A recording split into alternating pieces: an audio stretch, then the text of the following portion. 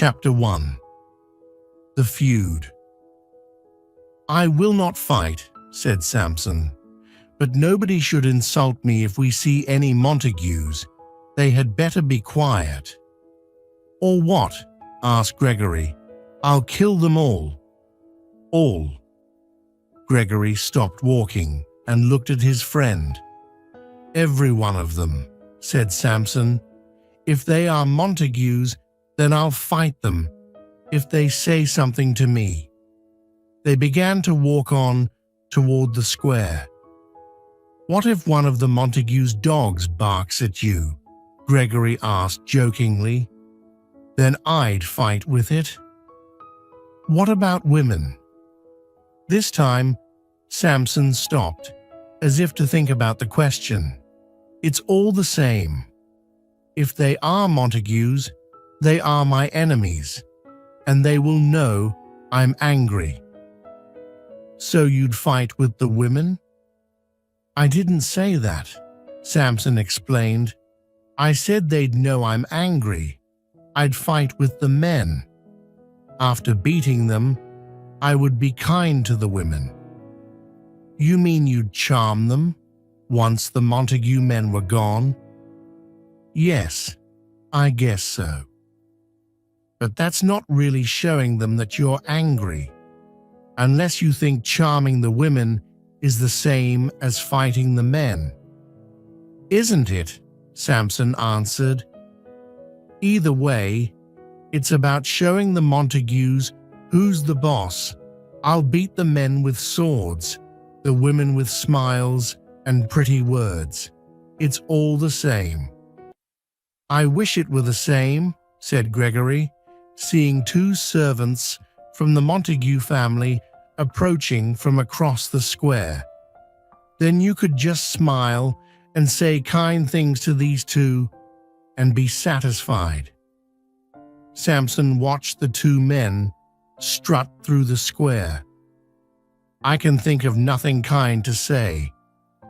The two men began to walk towards Samson and Gregory, looking at them with angry eyes. They were making nasty remarks among themselves about Samson and Gregory. Gregory gave an unnatural smile as the two passed by. Samson did the same, but he could not hold in his hatred. As soon as the men passed, he stuck out his middle finger and went, "Ah!" The men stopped and turned. "Are you giving us the finger, sir?" said one of them. Samson whispered to Gregory, "Is the law on our side if I say yes?" "No." "Then no," stated Samson. "But I saw you stick out your finger," said the man named Abraham. "And I heard you make a noise," said the other named Balthazar. "Then I stuck out my finger, sir," said Samson innocently, "and I made a noise. What about it?"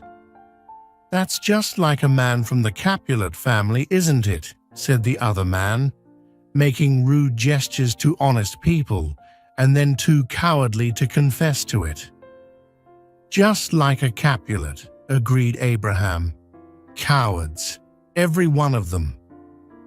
"There's no reason to call anyone a coward," said Gregory. "I'll show you who's a coward," said Samson. As he grabbed his knife, he accidentally pushed Gregory into Abraham.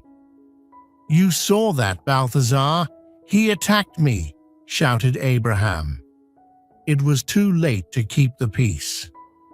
All four men wrestled in the street.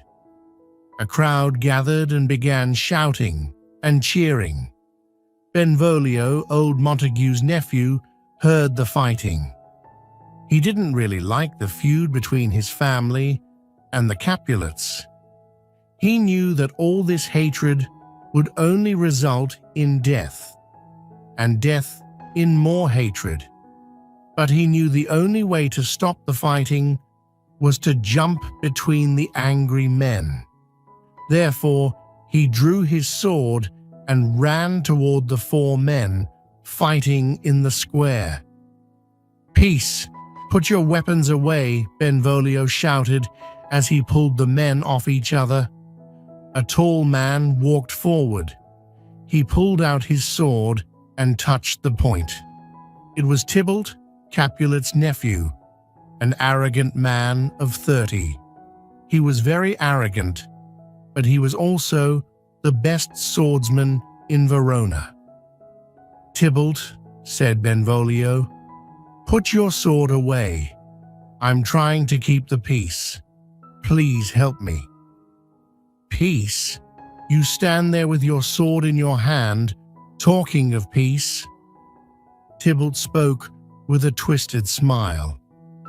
Benvolio barely had time to defend himself before Tybalt lunged at him. The crowd cheered again. "Kill the Montagues," yelled some. "Kill the Capulets," others yelled.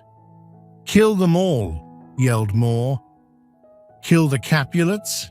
murmured an old man who was walking out of a nearby church.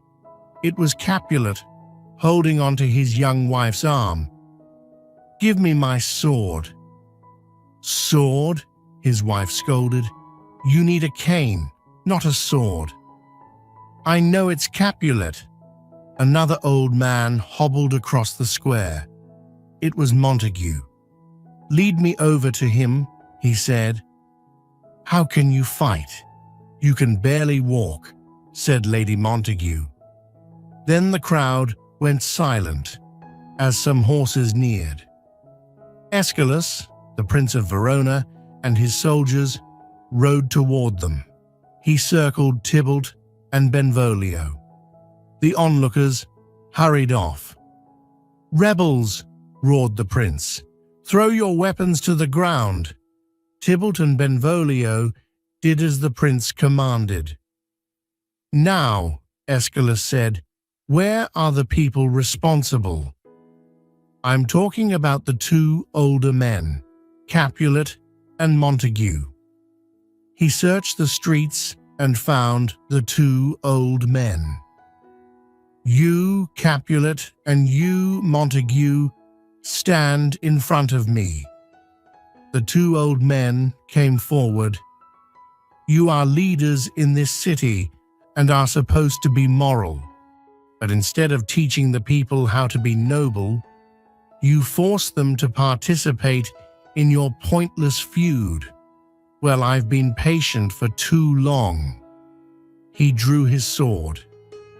"If your feud ever disturbs the streets again, you both will pay for it with your lives. Do you understand?" They both nodded. When Montague's people returned to their palace, Lady Montague spoke to Benvolio. "My Romeo wasn't in this fight, was he?" "No," said Benvolio. "If Romeo wasn't with you, then where is he?" "The last time I saw him, madam, was this morning. He was lying on the garden wall, and he looked so sad." "Oh, my poor Romeo." Lady Montague clasped her hands. "Do you know why?" "No, madam. I went over to him, but he ran away. I also have seen him in the garden looking sad. I've asked him why, but he said nothing to me." Lady Montague smiled sadly. As they reached the palace, a young man stepped out of the rose bushes. "There's Romeo now, madam," said Benvolio. "Should I talk to him again?" "Please," said Lady Montague. She patted Benvolio's wrist and left with her husband. "Good morning, cousin," said Benvolio. "Is it still morning?" said Romeo, tossing a stone into the fountain. "It is only 9 o'clock." Sad hours pass slowly. Romeo threw another stone. "Why do the hours seem so long?" "I don't have anything to make them short." "You mean love," said Benvolio happily. I thought you might be in love. Romeo threw more stones into the fountain. Out. Benvolio wasn't sure what he meant. Was he telling him to go? I don't understand. Romeo. Out, he repeated. I'm not in love, but out of love. The one I love does not love me. Therefore, I'm out of love. Benvolio slightly chuckled at what he thought was a joke, but Romeo had not been joking. Don't laugh at me, he stared at Benvolio. No, no, Benvolio said. It's just that. Romeo raised his hand. Forgive me, he said. I haven't slept in a day because I've been thinking so much. Then he noticed the blood on Benvolio's face. I didn't even notice that you have been injured. It's nothing, said Benvolio. Just the usual fight with the Capulets. I should have been with you. Maybe I couldn't help, but perhaps one of the Capulets would have stabbed me and put me out of my misery. You aren't serious. But something in Romeo's eyes said he was. I hate to see you like this. Hate, Romeo yelled, grabbing Benvolio. Hate to see me in love? Then you hate me. He shook his cousin. Maybe you would rather see me in hate, is that it? Montagues love to hate, fight, and kill. But whether we love to hate or love to love doesn't matter. It's all the same passion, and it will kill us all the same. Benvolio didn't like what Romeo had said. After all, he had risked his life to stop a fight earlier. But he knew that Romeo was right, and that the problem with the family was because of excessive passion. He also knew that Romeo possessed that same passion. He wanted to help his cousin. Can you tell me who it is that you love? A woman, he mumbled. Yes, said Benvolio. Who? Rosaline, said Romeo. Rosaline? Benvolio brightened. Things may be all right. I know she will be at a party in the Capulets' house tonight. In the Capulets' house? My father's enemy? I cannot enter the Capulets' house. I will surely be killed, although that may not be so bad. Cousin, said Benvolio, Mercutio, one of our friends, is invited to the party. We can go with him. We will wear masks, so no one will recognize us. Romeo looked up happily. Not ready to die yet, eh? Benvolio was glad to see Romeo look a little happier. But I warn you, there will be so many pretty girls there that you will forget about Rosaline. Oh, Benvolio, there is no one more beautiful than her, and I would not want another. Believe what you want, said Benvolio. Just get ready for the party. Capulet, drinking some cool water, leaned back in his chair. I'm glad that Montague has to follow the same rules as me. Both of us will die if either of us breaks the peace. He laughed. Break the peace? That's funny. Why? Asked Capulet's kinsman Paris. Because the two of us are too old to break the peace. Old men like us should be able to stay out of a fight. That's true, sir, but what about your young kinsmen? They don't always think clearly when they are angry. Yes, said Capulet, the young think with their hearts and not their heads, but they will listen to their elders. Let's hope so, said Paris. You both are such gentlemen. I can't believe this quarrel has continued for so long. Truly, and I think I've even forgotten how it started." Capulet laughed again. Paris laughed with him, but he wanted to change the subject. "Have you thought about my request?" "Your request? I had almost forgotten," said Capulet. "Are you opposed to the marriage?" asked Paris. "No," answered Capulet, "though I'm not really for it either. You are a fine young man, but Juliet is so young. Give her 2 more years. Many ladies younger than her are already mothers," Paris gently objected. "Because they married too soon," snapped Capulet. But he knew that Paris was right. His wife was Juliet's age when they married. But Capulet wasn't ready to see his only daughter get married. However, there was no reason why she shouldn't get married. After all, she couldn't stay his little girl forever. "I think I have upset you," said Paris. "You are her father, and you know what is best for her." "Wait," said Capulet. Paris stopped. "I will agree to the marriage," said Capulet, "but the final decision is hers. Come to the party tonight. If she agrees to marry you, then you will have my blessing." "Thank you, I will," cried Paris as he walked out of the room.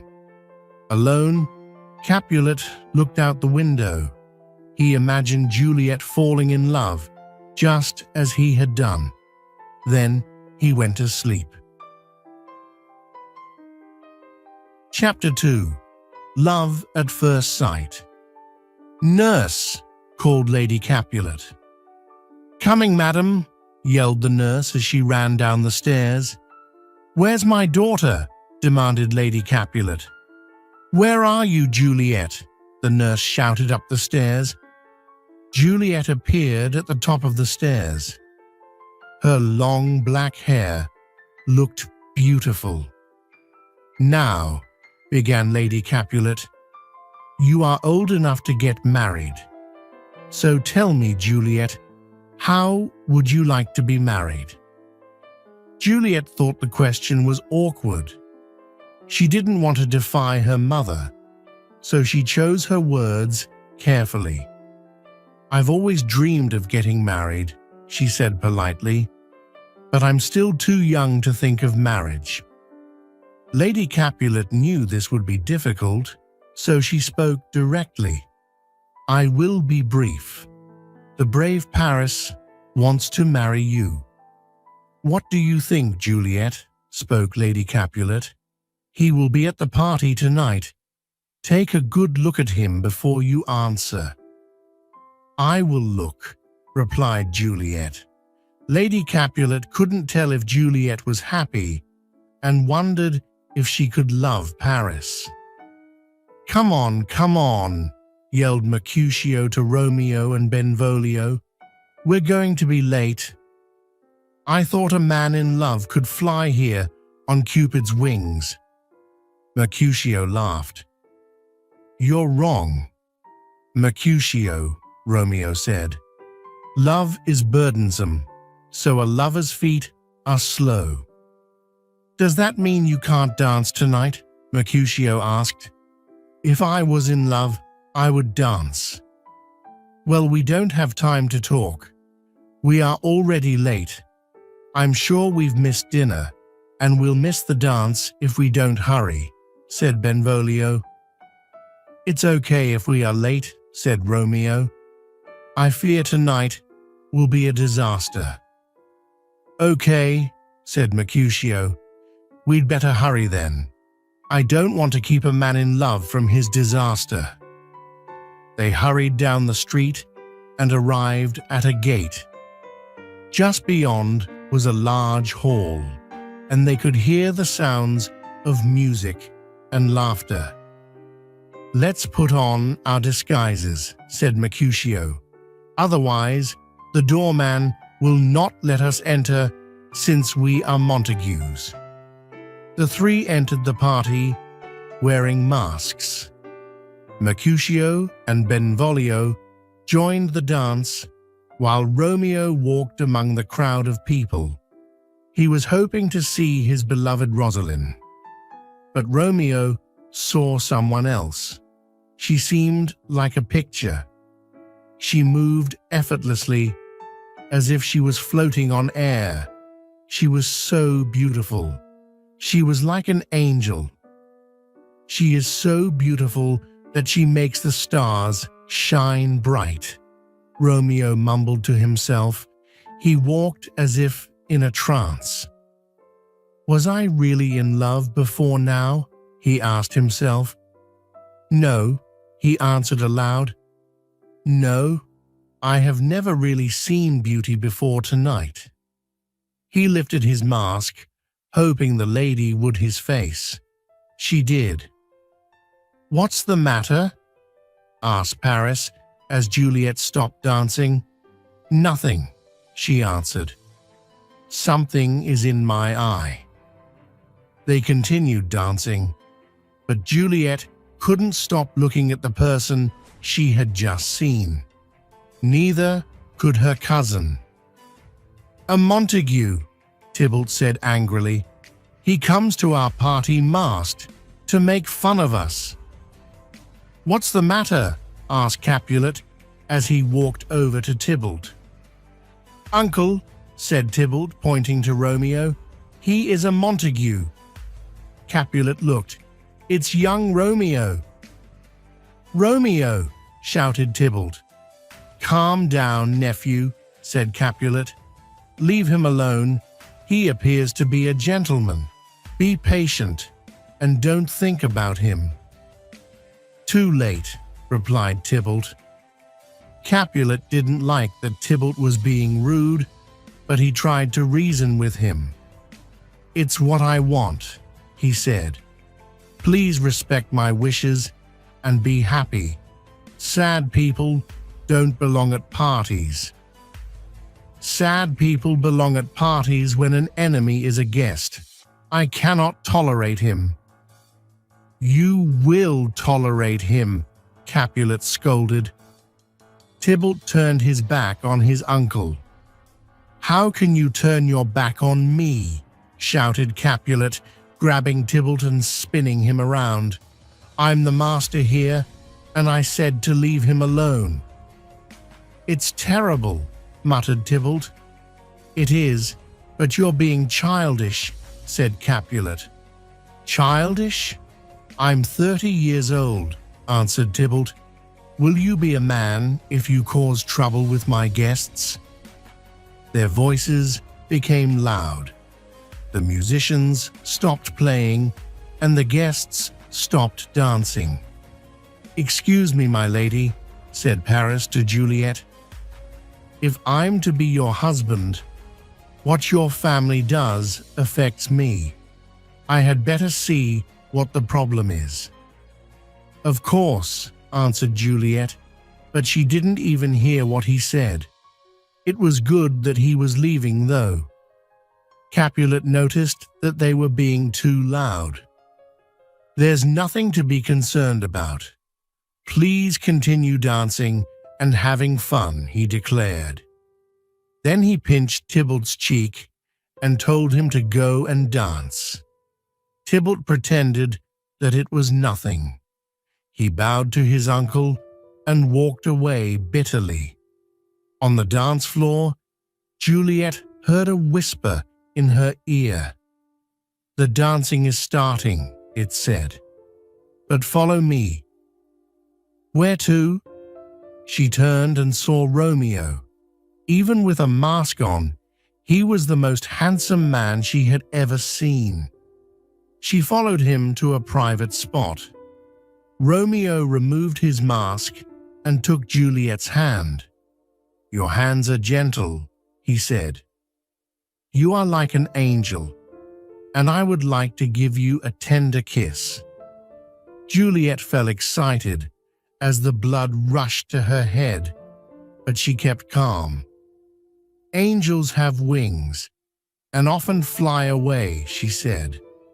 Then she gently laced her fingers through his and held his hands tightly. Romeo shivered. The sensation of her touch was amazing. He wanted to kiss her more than ever, but she hadn't given him permission. "Don't angels have lips?" he said as he stroked her hand. "Yes," she said. She knew Romeo wanted to kiss her, and she warned him to, but she didn't want to be too bold. Juliet knew it wasn't proper for a young lady to tell a stranger to kiss her, but his touch was so gentle, so strong, and so warm that she could almost imagine what his lips would feel like. How could she get him to kiss her? Romeo was waiting for an answer. Juliet turned her eyes away because she was afraid he would know how she felt. "I guess your lips don't desire a kiss," he said as he began to release her hand. But Juliet wouldn't let go. She moved Romeo's hand to her heart. Romeo felt Juliet's heart pounding. She looked so amazing that he felt like he would melt away if their lips touched. Yet Romeo couldn't believe what he did next. He kissed her. "Madam," yelled the nurse, pushing her way toward them.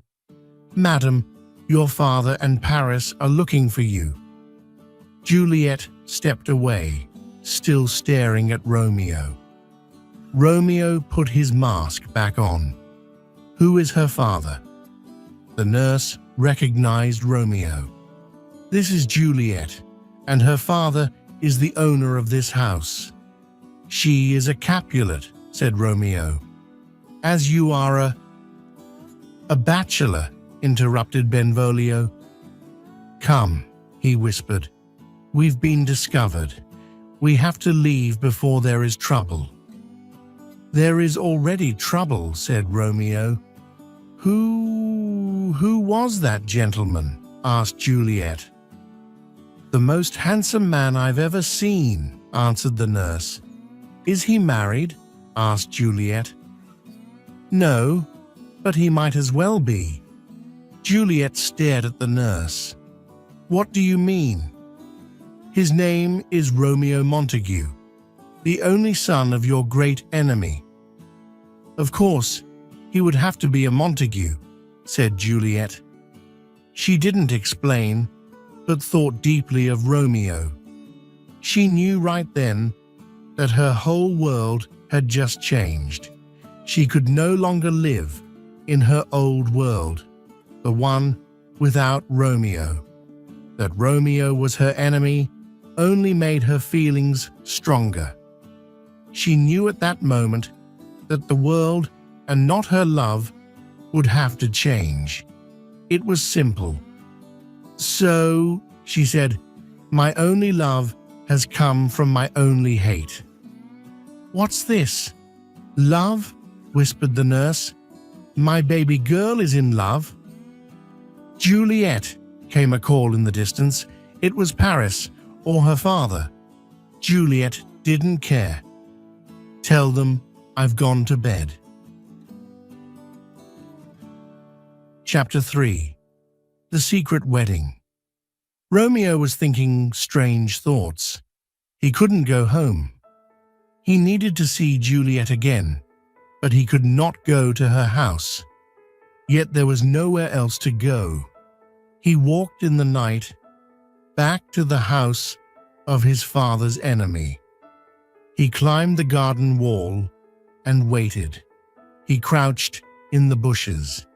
In an upper room, lit by a single candle, was the shadow of a woman. "What light is in the window?" whispered Romeo. The door slowly opened, and Juliet stepped onto the balcony. "It is my angel," gasped Romeo. "Oh, it is my love. Oh, if only she knew how much I loved her." Juliet carried a candle and set it on the balcony. She looked into the darkness, and her lips moved. "She speaks," whispered Romeo. Then she spoke. "Ah, me." "Oh, speak again, my angel," said Romeo softly.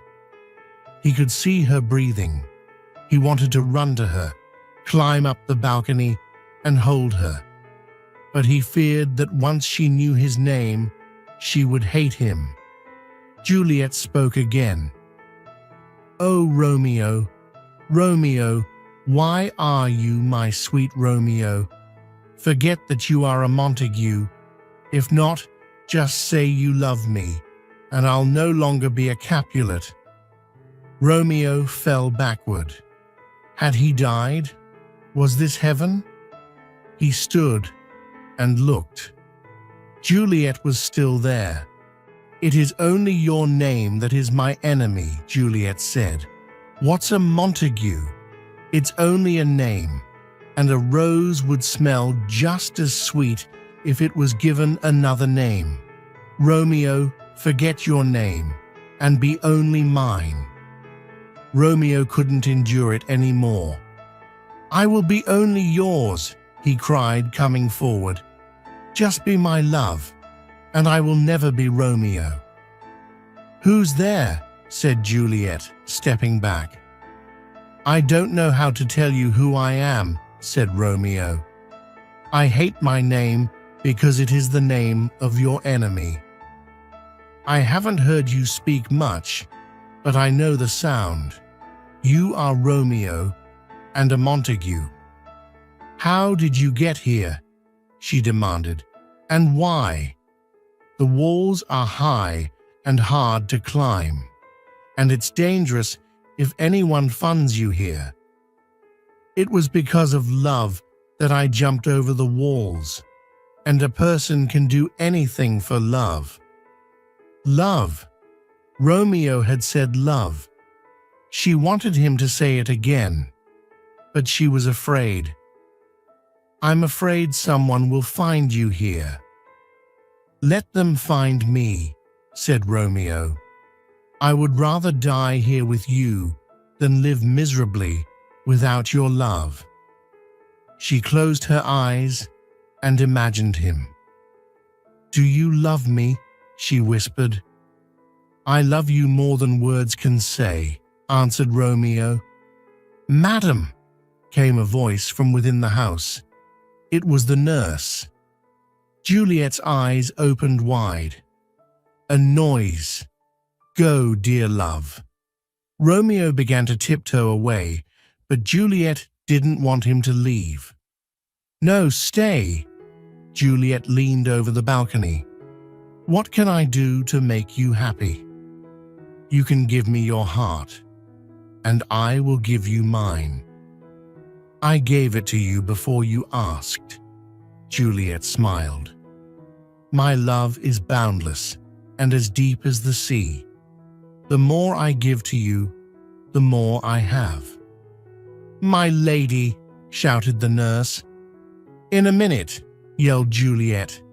Then, to Romeo, she said, "If your love is real and you want to marry me, please tell me." "I do want to marry you," said Romeo. "When?" "Tomorrow," promised Romeo boldly. "I'll come myself." "No," said Juliet. "It's too dangerous. I'll send my nurse. When will you be ready?" By 9 o'clock tomorrow." "It will seem like 20 years till then," she said, "but I will endure it. Go now." Romeo stepped away. She blew a kiss. "Good night, good night. Parting is always sweet sorrow, but I will see you tomorrow." He could almost feel her kiss touch his lips. "I will not sleep until then," he said, and then disappeared into the night. Friar Lawrence was working in the garden. "Ah," he breathed in the smell of fresh flowers. "The earth is a wonderful thing," he thought. "It gives life to new flowers and trees. He pulled a pair of scissors from his pocket and began to prune the flowers, humming as he worked. "Good morning, Father," came an urgent voice. Friar Lawrence turned and saw Romeo. "My boy," he said, "what are you doing up so early in the morning? I've never known a young man to wake up so early." He smiled warmly. "Or maybe you did not go to bed last night." "I didn't go to bed, but I got the sweetest rest anyway." "Were you with Rosalind and resting without sleeping?" Friar Lawrence asked. "Rosalind? I have forgotten all about her." "That's good, my son. But then where were you?" "Dancing with my enemy," Romeo exclaimed. "That's where I forgot about Rosalind and learned what true love is." Friar Lawrence rubbed his eyes. "You're confusing me, Romeo," he said. "Speak directly." "I love Capulet's daughter," said Romeo, "and she loves me. We've just met, but our love is everlasting. We have sworn to marry. You must marry us today." "Marry you?" Friar Lawrence shook his head. "You cried for Rosalind only yesterday. Now you say you will marry another? Didn't you scold me for loving Rosalind?" "I scolded you for idolizing her." "Didn't you tell me not to love her?" "Yes, but not to fall in love again so quickly. You are too passionate." "Don't we all live by passion?" "We live by reason," insisted Friar Lawrence. "We die by our passions." "Well then, praise me for being reasonable. I now know you were right about Rosalind. I wasn't in love with her, but Juliet is perfect, and it's reasonable to love perfection, right? You must marry us." Friar Lawrence looked out at the sunrise. He couldn't believe what he was hearing. How could he marry someone so young and naive, and without the parents' consent? "Father?" asked Romeo impatiently. The friar didn't answer. He continued thinking. Maybe a marriage would force peace between the fighting families. "You have not persuaded me, Romeo," said Friar Lawrence at last. "But I will marry you, and I hope this marriage brings love to your two families instead of hate." Friar Lawrence put his scissors back into his pocket and led Romeo to the church. "Where is Romeo?" Mercutio leaned against the church steps. "You said he wasn't home when you got there." "No," answered Benvolio, "but Tybalt has sent a letter to him." "A challenge to fight?" asked Mercutio. Benvolio kicked a stone. "I'm sure Romeo will accept the challenge." "Then Romeo will die," said Mercutio. "Tybalt is an excellent fighter." Benvolio knew Mercutio was right, but Romeo was no coward. If Tybalt challenged him, Romeo would accept, and then Romeo would be killed. Benvolio didn't want to imagine that. "I'd feel better if we knew where he was," said Benvolio. "There is our poor lover now," pointed Mercutio. "Romeo," cried Benvolio. "Why did you run away from us last night?" asked Mercutio. "I'm sorry," said Romeo. "I had something very important to do." "What were you so concerned about?" "About our friend," said Mercutio. "He's been so worried about love lately, we thought he might have done something terrible." "Have you seen the letter, Romeo?" asked Benvolio. "Letter?" "Yes," said Mercutio. From the house of Capulet, your enemy. Romeo's eyes lit up.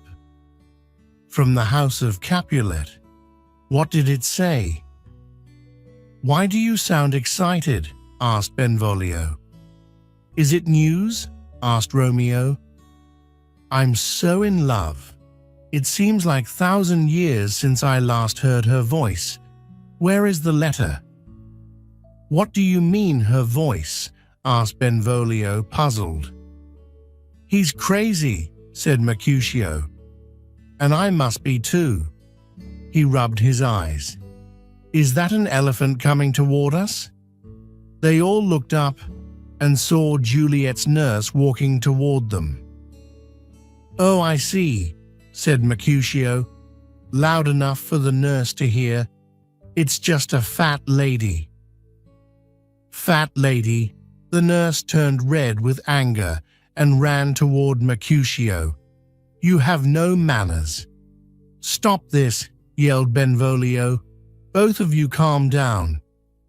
I was looking for young Romeo here, but I'm sad to see him with such rude men, said the nurse. Take him with you, said Mercutio.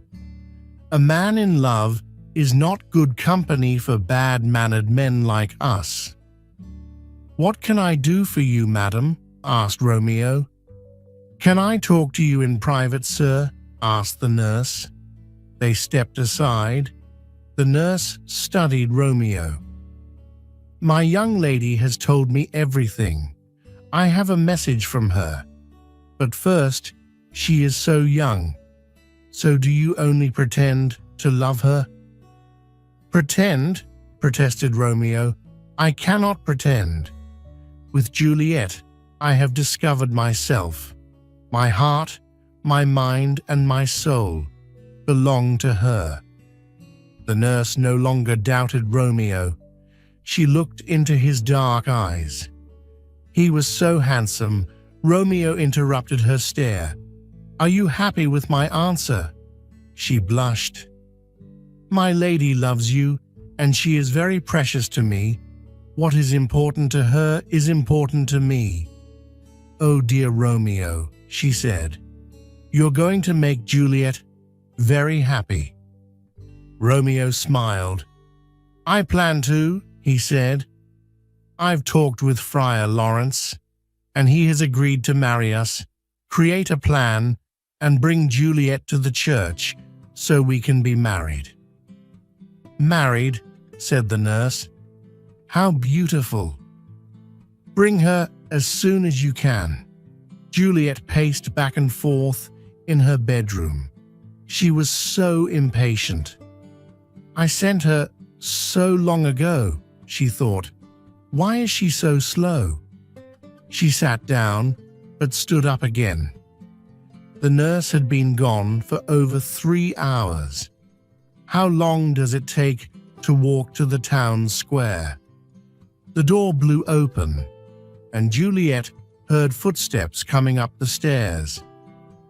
Oh, here she comes, cried Juliet. She opened her bedroom door. Oh, what happened? She begged. Did you meet with him? Why do you look so sad? Just a minute, said the nurse, as she reached the top of the stairs. I'm out of breath. Juliet shook her. Tell me, is it good news or bad news? The nurse pinched her cheek. You told me his face was more handsome than anyone's, but his hands, his feet, and his whole body are better too. The nurse fell onto the bed. Juliet jumped on top of her. I know, she snarled. But what did he say about our marriage? He said something about it. Oh, you tease me, cried Juliet. Am I going to be married today or not? The nurse grinned. You didn't want to get married with Paris so quickly. Why are you so eager to marry this Romeo? Juliet stood up and straightened herself. I'm not eager, she said. But what did Romeo say? Do you have to go to confession today? Stop teasing me. Tell me what Romeo said. Juliet was frustrated and fell onto the bed. The nurse felt sorry for her. Okay, I was only teasing you. A young woman that is going to get married can forgive me. She smiled. Married? The word echoed in Juliet's head. Now, if you want to make any confessions, you have to go to church. There you will find a young man who is eager to marry you. She smiled again. Juliet gasped. Juliet hugged the nurse. Thank you, she cried. Let's go right now. Friar Lawrence was preparing Romeo for the wedding. He wasn't sure if this wedding was the right tiling to do. Marrying two young people without their parents' permission was not right. He wanted this marriage to bring the two families closer together, but he wasn't sure if it would. Will they get angry? Will they get angry with me? He thought. Amen already, said Romeo. He was impatient from waiting on Friar Lawrence.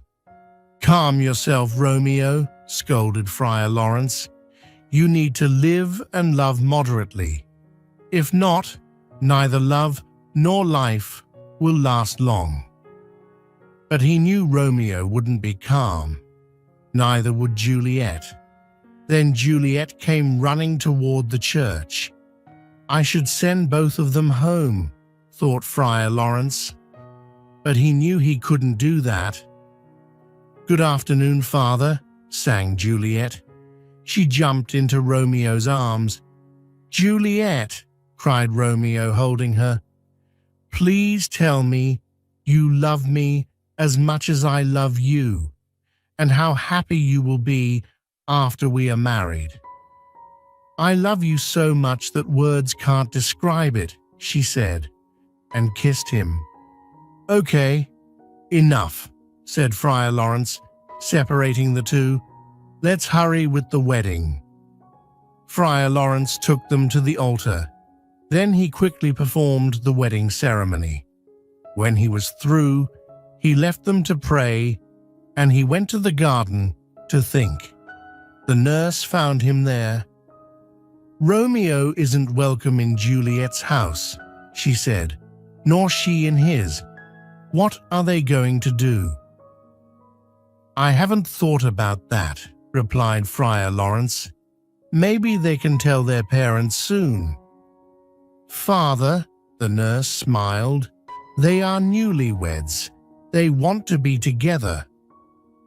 You are like a mother to Juliet. You should have thought about this problem before the wedding, snapped Friar Lawrence. You married them, she replied. You should have thought about this problem too. They need our help, so how can we solve this problem? Asked Friar Lawrence. Their parents will kill us if they find out about this. We have to keep it a secret for a while, but we have to give these two time to be man and wife together. I'm sure they'll be okay after a while. Right, agreed Friar Lawrence. Take Juliet home. I'll help Romeo find a way to go into her bedroom tonight. That should solve the problem for a while. We'll worry about the parents later.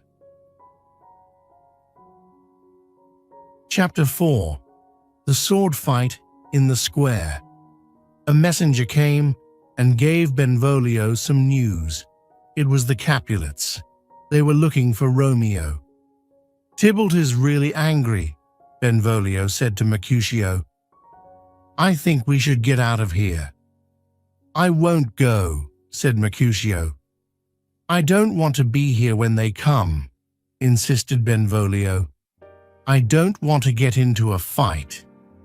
Just then, Benvolio saw Tybalt and some of his friends making their way across the street. Oh no, said Benvolio. Here come the Capulets. Let's go." "I'm not worried about them," replied Mercutio.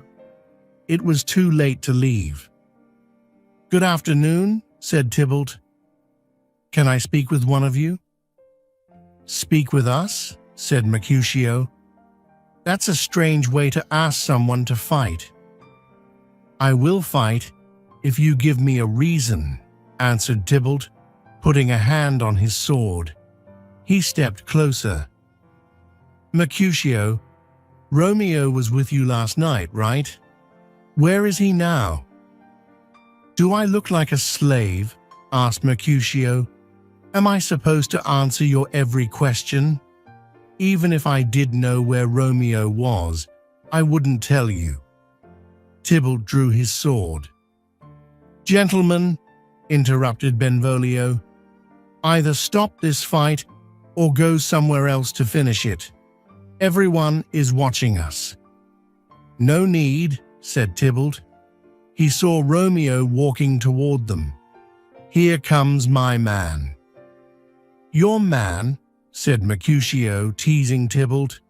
"Is he one of your servants?" "A mistake," said Tybalt as Romeo came up to them. "I should have called him a villain instead." He looked at Romeo. Romeo just smiled. "Tybalt," he said, "I love you, so I will forgive your anger. You will soon learn that I'm not a villain. Until then, goodbye." Tybalt thought Romeo was just making fun of him. "You ruined our party last night with your presence. Now turn and draw your sword," shouted Tybalt. "I've never hurt you, Tybalt, and I couldn't now. I love you like a brother. More like a brother than you know." He bowed. "Be happy." Mercutio looked at Romeo. "He's being dishonorable. Why is he acting like this?" "I think he's being reasonable," said Benvolio. "Let's peacefully go away and be happy." "I'll be happy when Tybalt is dead," said Mercutio. Tybalt lifted his sword. "I'm ready for you." "Tybalt, Mercutio," said Romeo. "Put your swords away." Mercutio pushed Romeo aside and lunged at Tybalt. Tybalt stepped aside. Then he began swinging his sword at Mercutio. "Tybalt, Mercutio, the prince has forbidden this. Stop!" Romeo shouted. "Benvolio, help me stop this fight." Romeo stepped between the two and grabbed Mercutio, but Tybalt kept coming. Mercutio tried to defend himself, but Romeo was holding him too tightly. Tybalt's sword stuck into Mercutio's chest. "Ah!" Mercutio cried, falling to the ground. Tybalt withdrew his sword and wiped off the blood. Benvolio ran to Mercutio. "How bad is it?" "It's enough." Mercutio coughed. He put his hand over his chest. Blood gushed through his fingers. "Be brave," said Romeo. "You'll be okay." "No," said Mercutio, his senses leaving him. "I won't be okay." Blood began to come out of his mouth. "Why did you come between us, Romeo?" "I couldn't defend myself." Romeo looked into his friend's eyes. "I was trying to stop you." "You stopped me, all right," Mercutio gasped. "He has killed me." "I'll take him to the doctor," said Benvolio. As he prepared to lift him, he felt his pulse fade away. "He's dead," he said. Romeo stared at Mercutio. "My friend was killed because of me," he thought, "and Tybalt teases us all. Oh, Juliet, I wish I could have married you one day later. Then Tybalt would not be my cousin, and I could take revenge on him." Romeo became so angry that the love and tenderness that he had felt began to disappear. In a second, he forgot about Juliet, about his marriage, and about the future. He wanted justice. He wanted revenge. He picked up Mercutio's sword. "Romeo," said Benvolio, "put the sword away. Here comes Tybalt." Romeo didn't put the sword down. "So you've returned to see Mercutio's dead body, and to see us cry at your feet." "No, Tybalt," he yelled. Tybalt strutted up to Romeo. "You poor little boy," he said. "Do you want to die just like Mercutio?"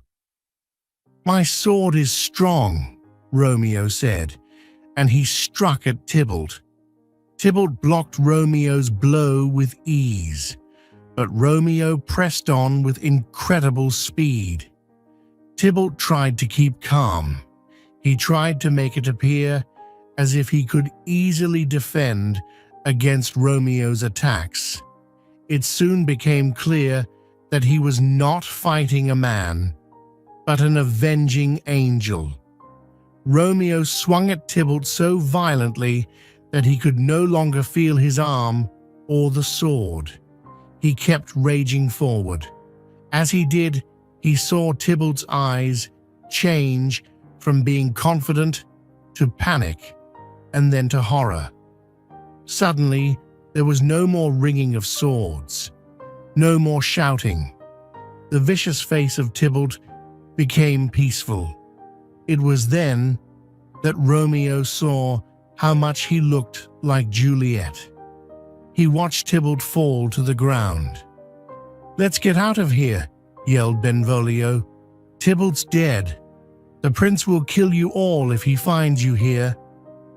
"Oh, I'm a fool," he said. "They are coming," Benvolio screamed. "Romeo, get out of here." Juliet stood on her balcony. She watched the sunset. "Please leave us, son," she chanted. "Quickly become dark so that Romeo can come into my bedroom. Then we can hold each other all night."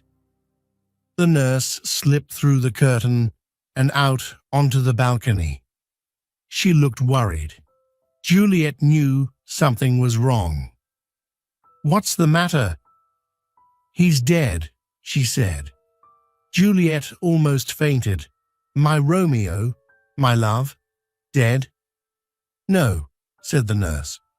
But the truth wasn't much better. "Number Tybalt. Tybalt is dead, killed by Romeo, and Romeo has been banished by the prince." "Did Romeo really kill Tybalt?" Juliet could barely speak as she started to cry. "There are no honest men," replied the nurse. "I hope something bad happens to Romeo." Juliet became angry. "Don't say that. He killed your cousin. How can you defend him?" "Should I loot my husband?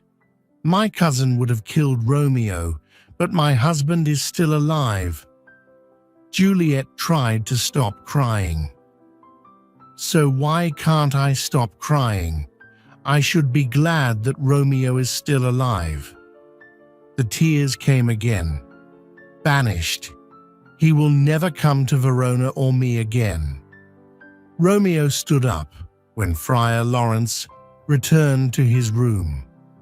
"Well, father, what news? What did the prince decide?" Lawrence removed his jacket and hung it on the coat rack. "A gentle judgment," he said, knowing that Romeo would not agree. "Not death, but banishment." "Banishment!" Romeo cried. "Banishment is worse than death. Please say death." Friar Lawrence knew Romeo was saying this because of his love for Juliet. "The prince could have killed you. He didn't. The prince is being kind." There was a loud knock on the door. "Hide yourself, Romeo," said Friar Lawrence. Romeo hid as Friar Lawrence opened the door. It was the nurse. "Good afternoon, Friar," she said. "Is Romeo here?" "He is very sad, but here," he said. "Romeo." Romeo came forward. "He looks like Juliet," said the nurse, tears and crying. "You break my heart, nurse," said Romeo, "to speak of Juliet."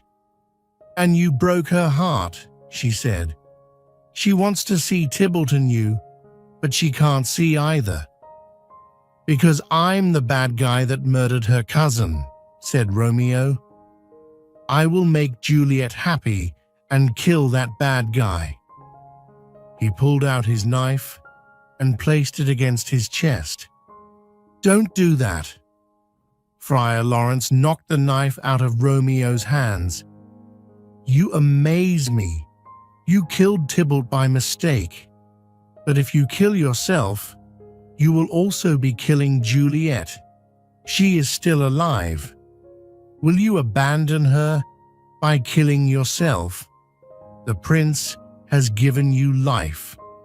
Calm down and think about what you will do."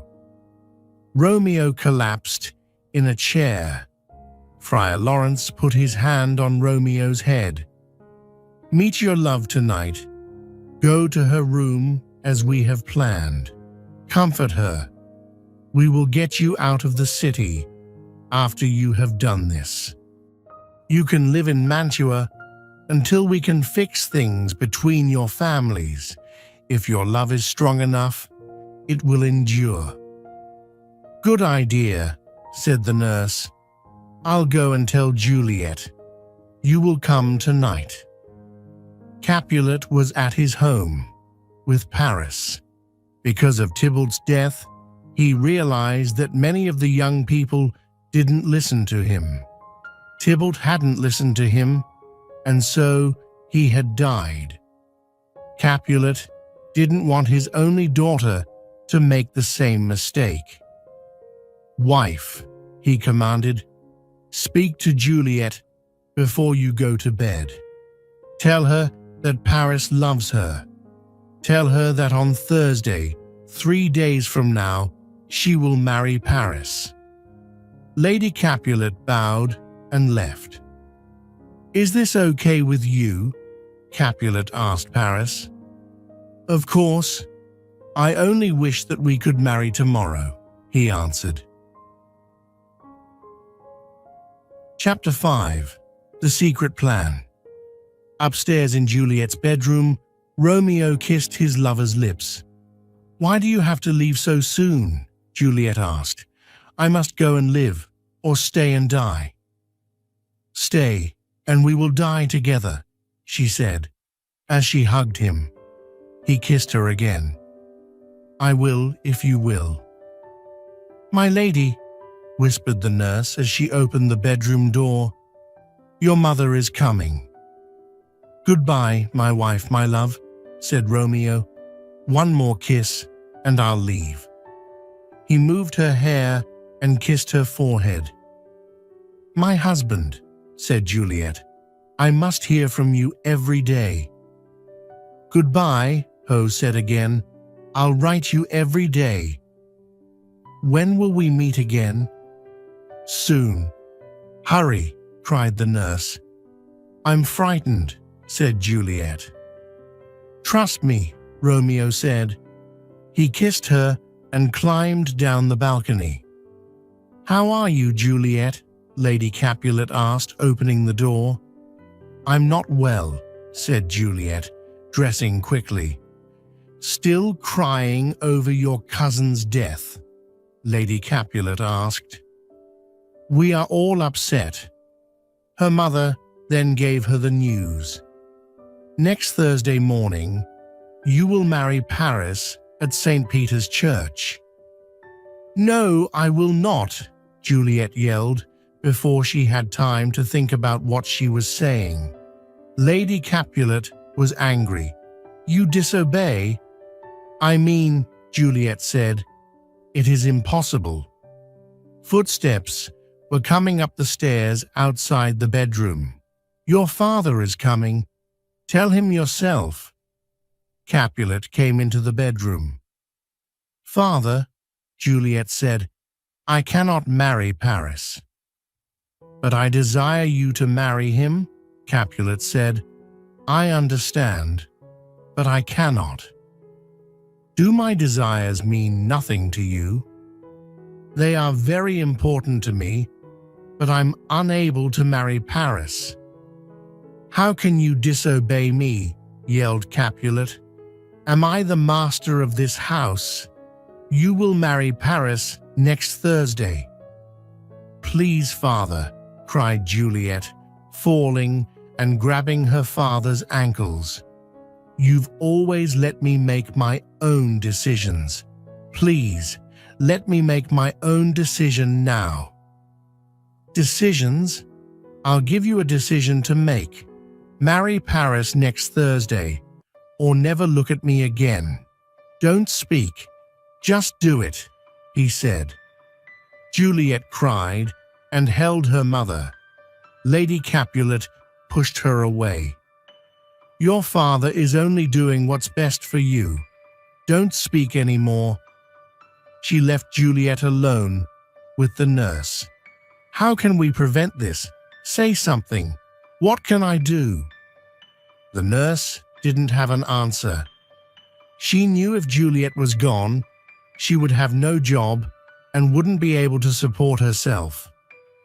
"Nurse," pleaded Juliet. "All right," she said.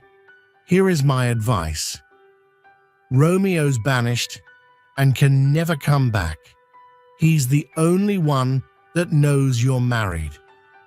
Well, I know, and Friar Lawrence knows, but we won't say a word.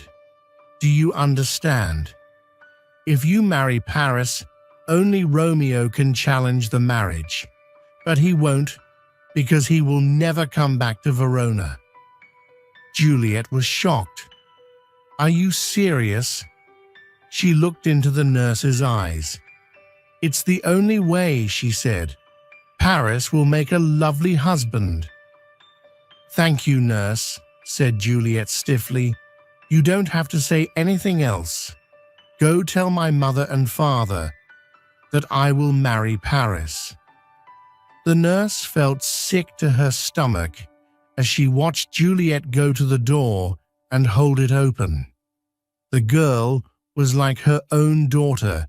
Juliet had come to her for help, and all she could do was lie.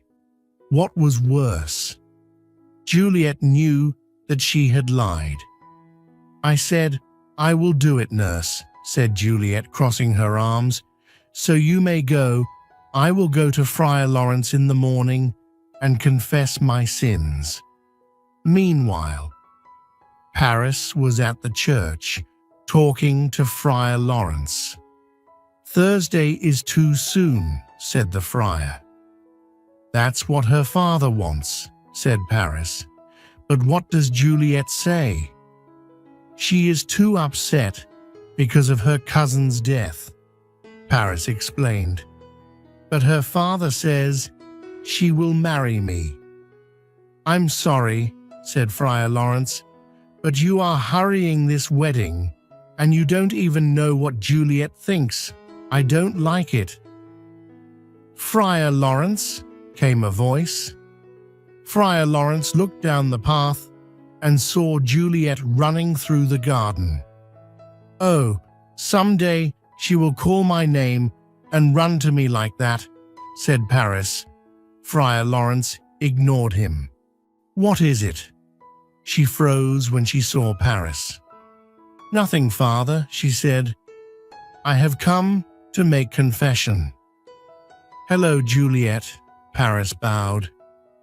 Juliet bowed and looked at Friar Lawrence for help. "Paris," he said, "you must give us time alone." "Of course," he said. "Juliet, I will see you on Thursday." He waved goodbye and walked away. "Oh, Juliet," said Friar Lawrence, I hear you must marry Paris on Thursday. Juliet looked at him. Certainly, Friar, you will prevent this from happening. Friar Lawrence looked at Juliet. Please understand. I see how it is, said Juliet. First my nurse, and now you. You married Romeo and me. But now you won't prevent this second, unlawful marriage. She angrily walked away, but stopped short and turned. You amaze me, you older people. You are so brave when there is nothing to fear, but when there is trouble, you run away. Is this the wisdom of older people? Well, I was prepared for this. She pulled out a knife. Juliet, exclaimed Friar Lawrence, what are you doing? She put the knife against her heart. Since you will not help, this knife will solve our problem. Wait, cried Friar Lawrence. There is another way. How? Friar Lawrence thought quickly. Here, he said, pulling some flowers from his garden. I will make a potion from these flowers. The drink will cause a death-like sleep. When you are at home, alone in your bedroom, drink this potion. You will feel cold and sleepy. Even your pulse will stop. Later, when your family takes your body to your family tomb, I will come and get you. I'll tell Romeo of this plan by letter. He will come too. Don't be afraid. A determined look came over Juliet's face. Give it to me. I'm not afraid. Friar Lawrence went into his kitchen and prepared the poison. The nurse put Juliet's wedding dress on her bed. You'll be a beautiful bride, she said.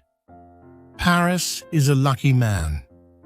Capulet and his wife stood on the side. Juliet looked at them. I'm happy to have a great father and mother. She gave a half smile and bowed. You are a perfect lady, said Capulet.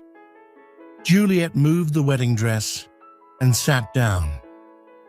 Please excuse me and leave me alone for the night. I must pray. Let's go. Leave her to pray, said Capulet. Daughter, you have made me very happy. He hobbled out of the bedroom. Should I wait beside you tonight? The nurse asked. Thank you. Juliet didn't even look at the nurse. But that's okay. You've done enough for me already. The words hurt the nurse's feelings. I would do anything for you. You know that, the nurse said softly. Then leave me, Juliet said. The nurse walked out of the room. Get some sleep, said Lady Capulet. You will need it. She left. Juliet silently closed the door and took out the potion Friar Lawrence had given her. She held it tightly. She had a thought. What if she woke up before Romeo came? Wouldn't she suffocate in the family tomb? Worse, what if, surrounded by horrible images of death, she became crazy? What if, waking up beside Tybalt, she became mad? What if— Enough of what ifs, she whispered. This is the only answer. She put the bottle to her lips. Romeo, I drink this for you. She drank. Her throat burned. She gagged. Bright lights appeared before her. Her body went numb. She felt herself falling. And then nothing. Before dawn, the nurse woke up and went to Juliet's room. One word of encouragement, she mumbled. That's all. Surely Juliet will listen to me? She opened Juliet's door and tiptoed to where the young lady was sleeping. She put her hand on her cold forehead. Her scream woke up the entire house. Chapter 6. The Lover's Tragedy.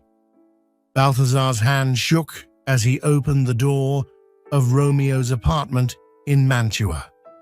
"Ah," Romeo said. "News from Verona? Do you have a letter from the friar? How's my father? How's my Juliet?" "Her soul is with the angels," answered Balthazar. "Her soul is always with the angels," Romeo smiled. "But what about the rest of her?" "Her body is in the Capulets' tomb." Romeo rose from his desk. "What do you mean?" "I saw her body in the tomb. She is dead." "That can't be true." "I wish it weren't true." "Go, Balthazar. Get me a horse. Meet me by the city walls. I will leave tonight." "Please don't go, sir," said Balthazar. "You are angry, and nothing good will happen because of this." Romeo gathered his things and packed them into a bag. "You are mistaken. This is not anger. It is a reasonable response to these events. Now go and do what I told you." Balthazar left. "Juliet," said Romeo, "I will lie with you tonight." But how, he wondered. Then he remembered. There was a man in Mantua who sold strange drugs. He threw his bag over his shoulder and walked out. As soon as he walked out, a monk arrived at Romeo's apartment. "Hello," he cried. "I have a letter for Romeo. Hello? It comes from Friar Lawrence, and it's very important. Is anyone there? Hello?" No one was there to answer. Friar Lawrence stayed hidden as he walked to the Capulets' family tomb. By looking at the moon, he could tell that it was almost midnight. That meant that Juliet would wake up soon. He didn't want to think about Juliet waking up in a cold tomb surrounded by dead bones.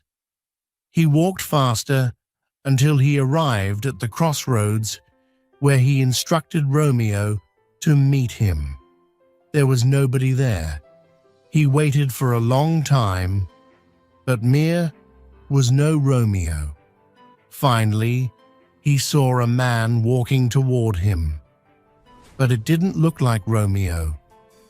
Who else would be coming to the graveyard at this time of night, he thought. "Who's there?" called Friar Lawrence. "Friar Lawrence?" returned the voice. "Is that you?" "Friar John?" asked Friar Lawrence, squinting to see who it was. "Yes," said Friar John. "What are you doing here?" asked Friar Lawrence. "Where is Romeo?" "That's what I came to talk to you about." "Did you take the letter to Romeo?" "I never got the chance to," said Friar John. "I was stuck at the customs house. By the time I got to Mantua, Romeo was gone." "Oh no," said Friar Lawrence. "I'm sure he has heard about Juliet's death by now and has... Dear God, what has he done?" "You seem upset, my brother." "Go to my house," Friar Lawrence said. "Wait there in case Romeo shows up. Tell him Juliet is alive." Friar John didn't really understand, but he did as he was told. "Wait here with the torch," said Paris to his servant. The servant went to the side of the road, while Paris went to the Capulets' tomb. He dropped flowers in front of the tomb. "This," he told himself, "I will do this every night to show how much I loved Juliet." As he dropped the flowers, he heard his servant whistle. Was it a ghost? Paris looked across the graveyard and saw a man approaching. He hid himself behind a large tombstone. It was no ghost, thought Paris. It was Romeo with a crowbar, the man who killed Tybalt. Now he has come to destroy the tomb. Not when I'm here. Romeo started to open the door with the crowbar. Stop right there, villain, Paris commanded, stepping forward. Don't try to stop me, Romeo said without looking up. Leave me alone. The door groaned open. Paris grabbed Romeo by the arm. When Romeo felt his hand, he spun around and swung the crowbar, hitting Paris in the head. Paris fell dead to the ground. His servant, who had been watching, ran off to tell the soldiers. Romeo dragged Paris's body into the tomb. There, on a stone, he found Juliet's body. Romeo fell to his knees. "Oh, my love, my wife," he said, "you are still so beautiful, even in death." He brushed the hair back from Juliet's face. "You are the last thing I want to see on this earth." He pressed his lips against hers. Then he opened a small bottle. "Here is to my love," he said, as he drank the poison. The drug was quick. He placed his lips on Juliet's once more. "With this kiss, I die." His body shook, and then he died. "Who's in here?" called Friar Lawrence as he entered the tomb. He lifted his torch and saw Paris dead on the ground. Then he saw Romeo dead at the base of the stone where Juliet was lying. "If only I had been here 1 hour earlier, then I could have saved them both," he mumbled. Juliet groaned. "And now Lady awakes." Juliet rose up, and so Friar Lawrence. "Friar," she said, "where is my husband?" Horses could be heard in the distance. "I hear some noise," said Friar Lawrence. "Let's leave right away." "Where is Romeo?" demanded Juliet.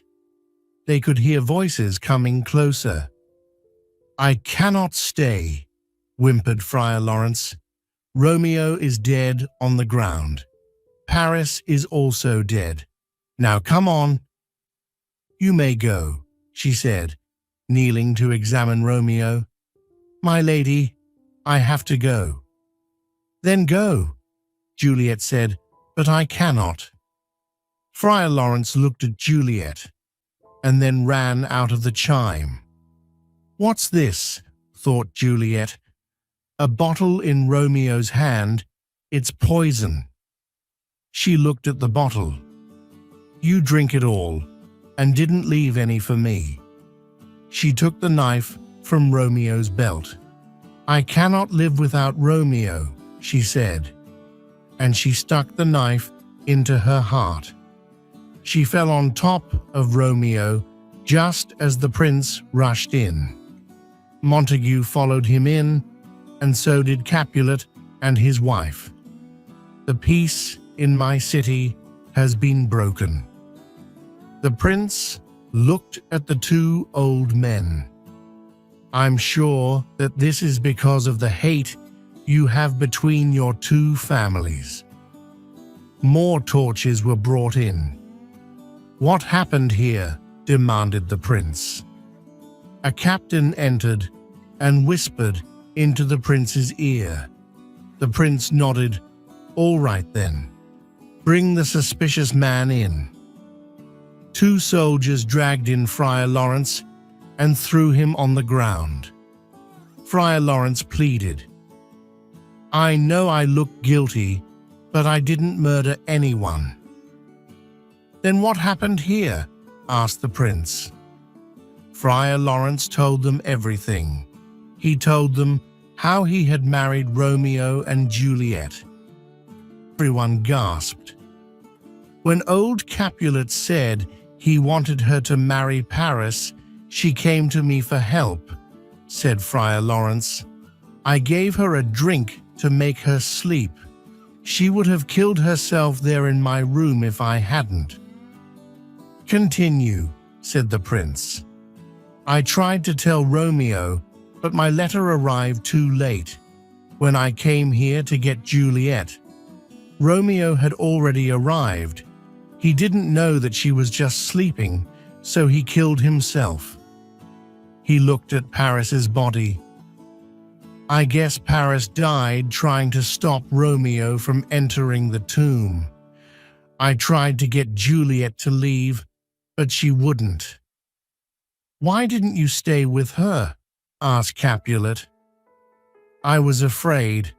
I'm a coward, he cried. Enough, the prince said. It's true. You should have helped these young people. But it's not your fault, said the prince. He turned to Capulet and Montague.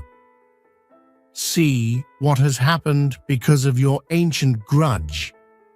You've lost your only children. Capulet looked up from the body of his daughter. He saw his old enemy kneeling across from him. Brother Montague, he said, please forgive me for all of this hatred. Montague leaned across the bodies of Romeo and Juliet and put his arms around Capulet. I will make a pure gold statue in honor of your daughter, and I will put one of Romeo by her side. Prince Aeschylus lifted the two old men to their feet. Let's leave this place and talk somewhere else. He led all the grieving people out of the tomb. There has never been a more tragic story than this one of Romeo and Juliet, said the prince. The end.